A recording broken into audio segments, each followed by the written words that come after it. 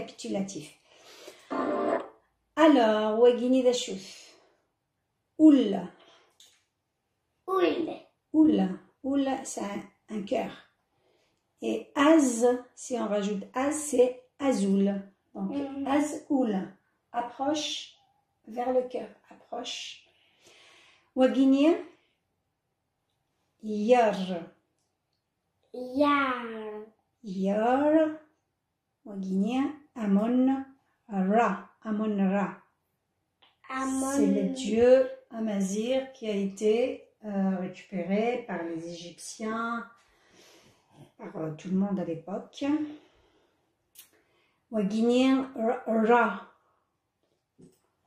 Alors c'est dur de le prononcer. Il a Ra, Amon Ra.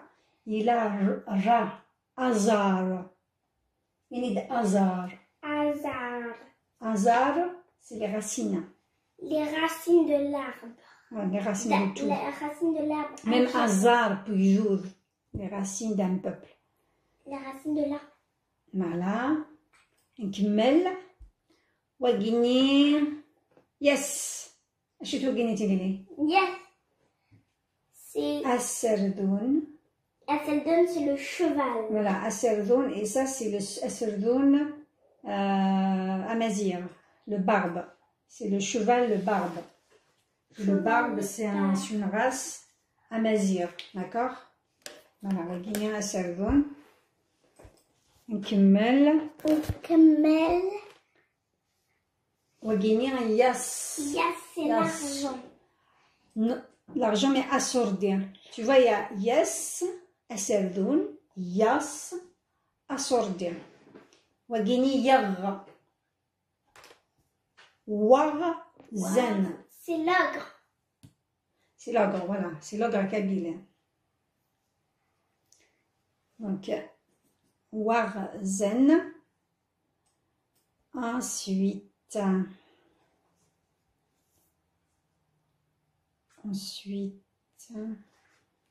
Wagini Sheshnak. Yesh. Sheshnak. C'était un pharaon Amazir en Égypte. Wagini Yet. Yet. Tinhinan. Tinhinan. C'est une princesse, une reine guerrière touareg. Ta. Yatta. Batuta. Batuta. Wagini wa. Awel. Awel, c'est un mot.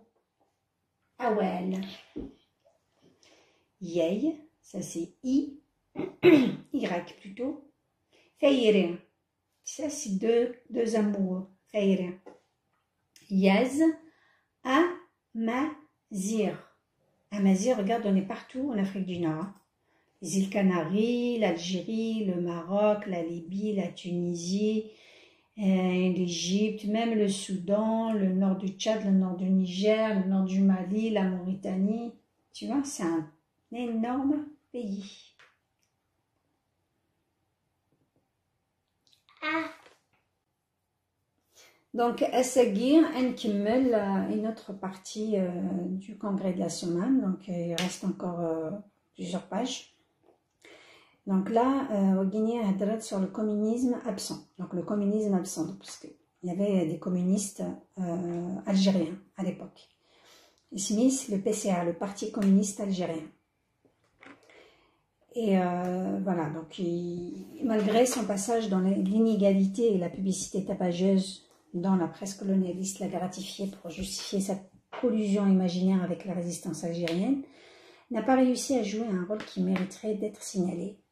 Donc là, il dit que le PCA, ben en fait, à l'époque, c'est comme aujourd'hui, hein, c'est des techniques de guerre, des techniques politiques que les pouvoirs utilisent. Le pouvoir algérien, par exemple, il crée des partis politiques, ensuite il les utilise pour régler ses comptes, voilà, pour faire ce qu'il veut. Ensuite, il donne une image comme quoi il y a une résistance ou une opposition, alors que en fait.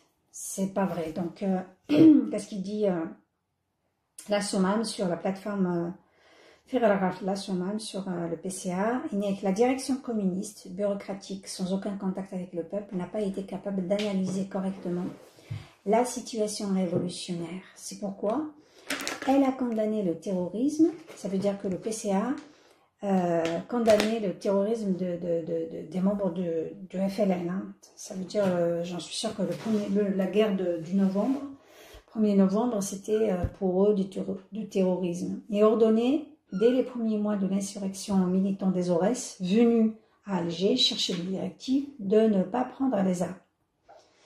Voilà. Donc, je vous laisse vous renseigner sur le PCA et qui étaient ces acteurs.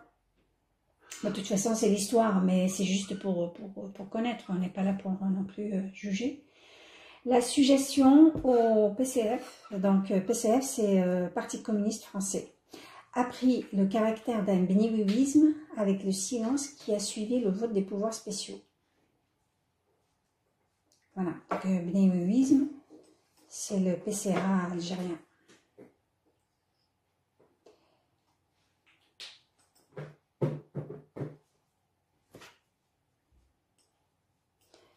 Non seulement les communistes algériens n'ont pas eu suffisamment de courage pour dénoncer cette attitude opportuniste de groupes parlementaires, mais ils n'ont pas soufflé mot sur l'abandon de l'action concrète contre la guerre d'Algérie.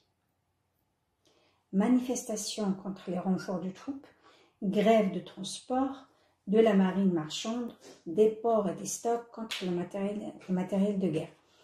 Donc, il y a un petit peu comme une complicité du PCA. Donc, en général, c'est comme les partis politiques algériens actuellement. En général, ils ne peuvent pas être indépendants, ils ne sont pas libres de leurs actions. Donc, il y a toujours ou tu suis le pouvoir ou sinon les prisons. Donc, ils sont menacés. En plus, ils sont, voilà, parfois, ils sont carrément, ils sont les bras droits du pouvoir. Comme on voit Mokri, comme on voit... Surtout, il y a pas mal d'idiots qui sont devenus à la tête des partis politiques, comme Naïm Mesralhi, qui n'a rien apporté à part le racisme contre la Kabylie. Elle n'a aucun projet, en fait. Elle n'a même pas de QI ou elle n'a même pas de bagage pour faire la politique. Le PCA a disparu autant qu'organisation sérieuse à cause surtout de la prépondérance en sein d'éléments européens dont l'ébranlement des convictions nationales algériennes artificielles a fait éclater les contradictions face à la résistance armée. Cette absence d'homogénéité et la politique incohérente qui en résulte ont pour origine fondamentale la confusion et la croyance en l'impossibilité de la libération nationale de l'Algérie avant le triomphe de la révolution prolétarienne en France. Cette idéologie qui tourne le dos à la réalité est une réminiscence des conceptions de la SFIO, favorable à la politique d'assimilation passive et opportuniste.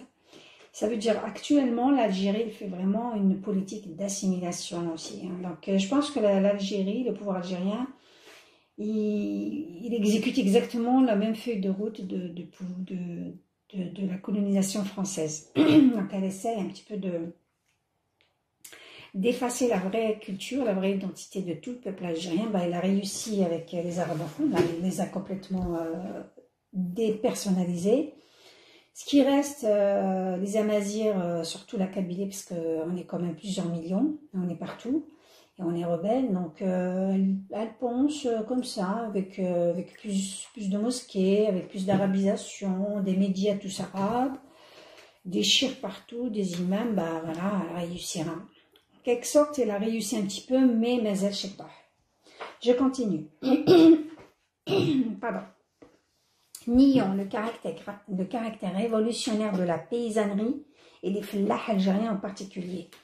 Elle prétend défendre la classe ouvrière algérienne contre le danger problématique de tomber sous la domination directe de la bourgeoisie arabe. Comme si l'indépendance nationale de l'Algérie devait suivre forcément le chemin des révolutions manquées, voire même de faire marche arrière vers un quelconque féodalisme. Donc voilà, donc en fait la France, elle avait toléré quand même l'école des ulama muslimines. elle avait interdit à Boulifa de continuer à donner des cours. En fait, elle avait brûlé tout. Donc, en fait, il y avait quand même le choix d'aider la langue arabe à l'école islamique. Mais en même temps, de temps en temps, elle dit non, je veux quand même protéger les fellahs et les paysans de cette bourgeoisie arabe. Alors que, bon, voilà. Donc, ici, ils disent que... comme si l'indépendance nationale de l'Algérie devait suivre forcément le chemin des révolutions manquées. Les révolutions manquées, ce sont les révolutions des Arabes.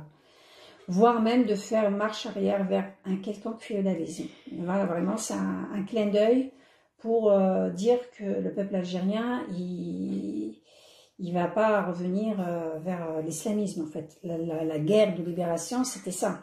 Mais malheureusement, ils ont été piégés par Jamal Abdel Nasser. La CGT, subissant l'influence communiste, se trouve dans une situation analogue et tourne à vide son pouvoir énoncer et appliquer le moindre mot d'ordre d'action. La passivité générale du mouvement ouvrier organisé aggravée dans une certaine mesure par l'attitude néfaste des syndicats FO et CFTC. Non, CFTC, c'est un syndicat des chrétiens. Force ouvrière et puis CGT, voilà. Donc, n'est pas la conséquence du manque de combativité des travailleurs des villes, mais de l'apathie des cadres syndicaux de l'UGSA, attendant les bras croisés des directives de Paris. Les dockers d'Alger en ont donné la preuve en participant à la grève politique anniversaire de 1er novembre 1956. Passage évidemment ajouté par le FLN après le congrès de la Soumane.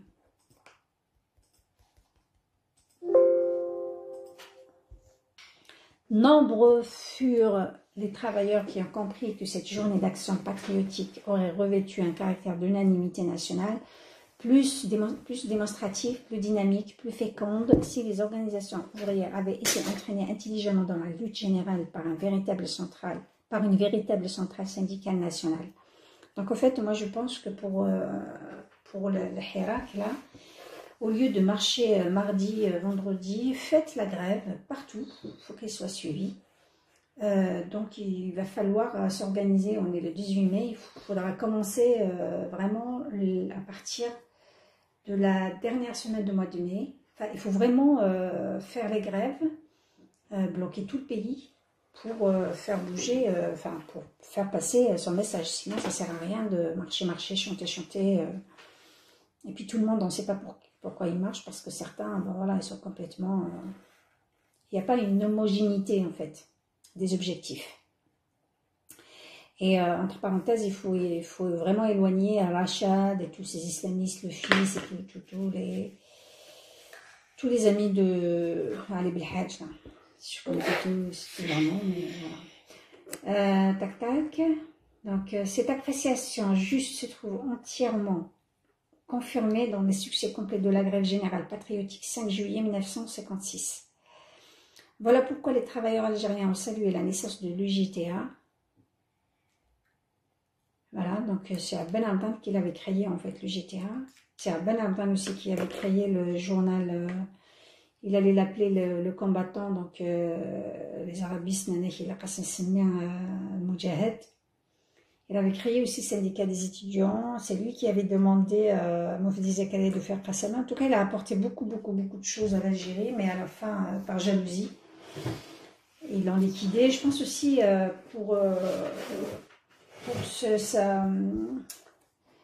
pour la ligne de conduite de cette plateforme, parce qu'on voit vraiment c'est une plateforme moderne qui s'éloigne, qui va pas vers, voilà, il a plusieurs fois dit que c'est pas pour faire un état religieux ou une marche arrière.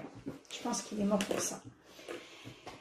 Pour autre chose aussi, on va le retrouver devant. Donc, dans le développement continu et irrésistible comme expression de leur désir impatient de prendre une part plus active à la destruction du colonialisme, responsable du régime de misère, de chômage, d'immigration et d'indignation humaine. On a toujours ce problème.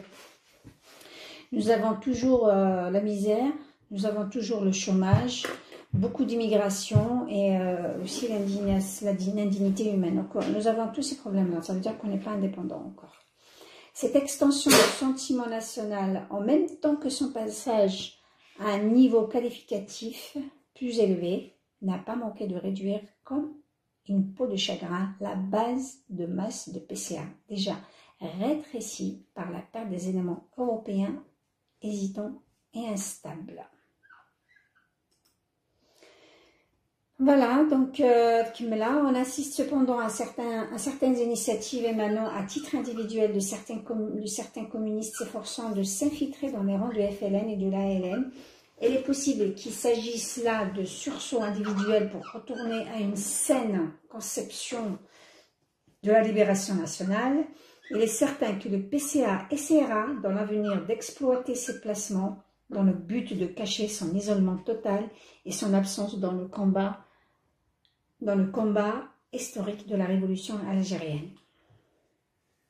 Voilà, voilà. Donc là, il nous dit la stratégie impérialiste. Donc voilà, on constate vraiment que c'est une plateforme moderne. Dommage qu'on a, voilà, dommage que les islamistes, les arabistes ont ont tout trafiqué, ont mis la main sur la guerre d'indépendance. Ils ont liquidé les grandes personnalités. Et ensuite, voilà le résultat.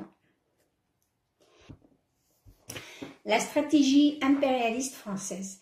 La révolution algérienne, détruisant impitoyablement tous les pronostics colonialistes et faussement optimistes, continue de se développer avec une vigueur exceptionnelle dans une phase ascendante de longue portée. Elle ébranle et ruine ce qui reste de l'empire colonial français en déclin. Parce que la France, elle était très endettée, elle avait beaucoup de problèmes vers la fin. Donc je pense qu'elle ne pouvait pas tenir toutes ces colonies. Ça l'arrangeait quelque part. Donc en fait, c'était pas une bonne période pour elle. Les gouvernements successifs de Paris sont en proie à une crise politique sans précédent. Obligés de lâcher les colonies d'Asie, croient pouvoir conserver celles d'Afrique, ne pouvant faire face au pourrissement de l'Afrique du Nord, ils ont lâché de l'Est en Tunisie, au Maroc, pour tenter de garder l'Algérie. Voilà. Donc, la leçon des expériences tunisiennes et marocaines. Donc là, ils vont parler sur ces deux expériences. Cette politique sans perspective réaliste s'est traduite notamment par la succession rapide de défaites morales dans tous les secteurs, mécontentement en France, grève ouvrière, révolte de commerçants, agitation chez les paysans, déficit budgétaire, voilà ce que j'avais dit, inflation, sous-production, marasme économique, question algérienne à l'ONU, abandon de la SAR à l'Allemagne, etc. La poussée révolutionnaire nord-africaine malgré l'absence d'une stratégie politique commune en raison de la faiblesse organique de ce qu'a été le comité de libération de Maghreb. Oh, le mot Maghreb, là, a acculé le colonialisme français à improviser une tactique défensive hâtive bouleversant tous les plans de la répression esclavagiste traditionnelle. Les conventions franco-tunisiennes qui devaient jouer le rôle du barrage néocolonialiste ont été dépassées sous la pression conjuguée de mécontentement populaire et des coups portés à l'impérialisme dans les trois pays frères. Le rythme de l'évolution de la crise marocaine, l'entrée en lutte armée des montagnards venant renforcer la résistance citadine et surtout la pression de la révolution algérienne. Le brusque changement de méthode du gouvernement colonialiste abandonnant l'immobilisme pour s'engager dans la recherche d'une solution rapide était dicté d'abord par les raisons de caractère stratégique. Voilà. Il s'agissait donc d'empêcher la constitution d'un véritable second front en mettant fin à l'unification de la lutte armée au Rif et en Algérie. Parce que le Rif, les pauvres, voilà, donc ils avaient quand même pas mal lutté. Là maintenant, ils se retrouvent complètement soumis, colonisés, détruits, aucun droit. S'ils parlent, ils sont jetés dans la benne à ordures, ils sont violés, torturés dans les prisons. Clin d'œil pour Zef Zafi. Et nous aussi, pareil, donc il y a plus de 100 prisonniers. Il y a des prisonniers très jeunes, vraiment pour juste un avis ou pour rien du tout, comme Azim, comme Lounis Hamzi, plusieurs journalistes, il y en a plusieurs, je ne les connais pas tous. Voilà, donc c'est ça l'indépendance. D'achever donc d'achever de briser l'unité du combat des 3 pays d'Afrique du Nord, d'isoler la révolution algérienne, dont le caractère populaire la rendait nettement plus dangereuse. Voilà. Tous les calculs ont été voués à l'échec. Les négociations menées séparément avaient pour but de tenter de duper ou de corrompre certains dirigeants des pays frères en les poussant à abandonner consciemment ou inconsciemment le terrain réel de la lutte révolutionnaire jusqu'au bout. La situation politique nord-africaine est caractérisée par le fait que le problème algérien se trouve encastré dans les problèmes marocains et tunisiens pour en faire qu'un seul. Voilà, donc là, il nous a dit comment la France coloniale avait traité le problème d'Afrique du Nord. En effet, sans l'indépendance de l'Algérie, celle du Maroc et de la Tunisie est un lueur. Les Tunisiens et les Marocains n'ont pas oublié que la conquête de leurs pays respectifs par la France a suivi la conquête de l'Algérie. C'est-à-dire que le destin du Maroc est lié au destin de l'Algérie, est lié au destin de la Tunisie, y compris la Libye, en fait, normalement. Enfin, l'Afrique du Nord, elle doit se constituer en un bloc et s'éloigner, que ce soit du Moyen-Orient ou logiquement, ça doit être comme ça. Les peuples du Maghreb sont aujourd'hui convaincus par l'expérience que la lutte en ordre dispersé contre l'ennemi commun n'a pas d'autre issue que la défaite pour tous, chacun pouvant être écrasé séparément. C'est une aberration de l'esprit que de croire que le Maroc et la Tunisie puissent jouir d'une indépendance réelle alors que l'Algérie restera sous le joug colonial. Les gouvernants colonialistes experts en hypocrisie diplomatique, voilà, reprenant d'une main ce qu'ils cèdent de l'autre, ne manqueront pas de songer à la reconquête de ces pays dès que la conjoncture internationale leur semblera favorable. Je pense que c'est ce qui s'est passé. Aussitôt d'ailleurs. D'ailleurs, il est important de souligner que les leaders marocains et tunisiens formulent dans des déclarations récentes et renouvelées des points de vue rejoignant l'appréciation du FLN. Donc, en B, la politique algérienne du gouvernement.